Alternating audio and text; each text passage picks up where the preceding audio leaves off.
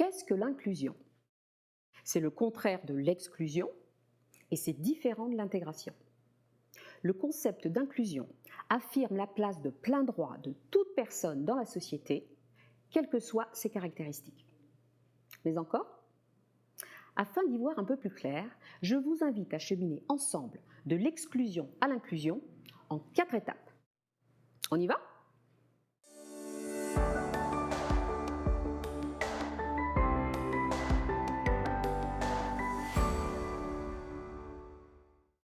Étape 1.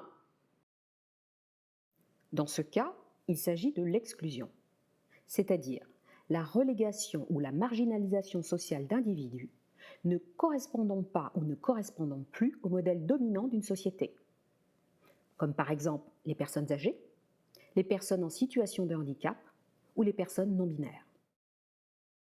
Étape 2. Ici, il s'agit de ségrégation, une forme d'exclusion très particulière. C'est la séparation imposée de droit ou de fait d'un groupe social d'avec les autres. Étape 3, c'est l'intégration. L'intégration va permettre à quelques personnes considérées comme hors du modèle établi de venir en faire partie, à condition de se rapprocher au plus près de la norme et ainsi de gommer ou annuler tout ce qui est considéré comme hors norme. Étape 4. Et enfin, l'inclusion.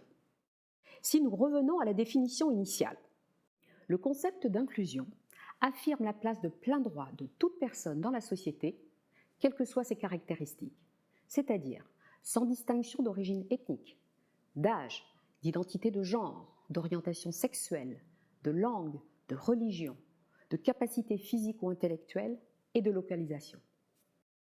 Vous voyez la différence avec l'intégration? En résumé, entre l'intégration et l'inclusion, c'est le rapport à la norme qui est différent. Dans une société inclusive, il n'y a pas ceux qui sont dans la norme et les autres. Tout le monde est normal, quel que soit l'écart entre une pseudo-norme définie par la société selon des critères économiques, culturels ou autres. La norme est élargie à tous et toutes, légitime de plein droit au sein de la société.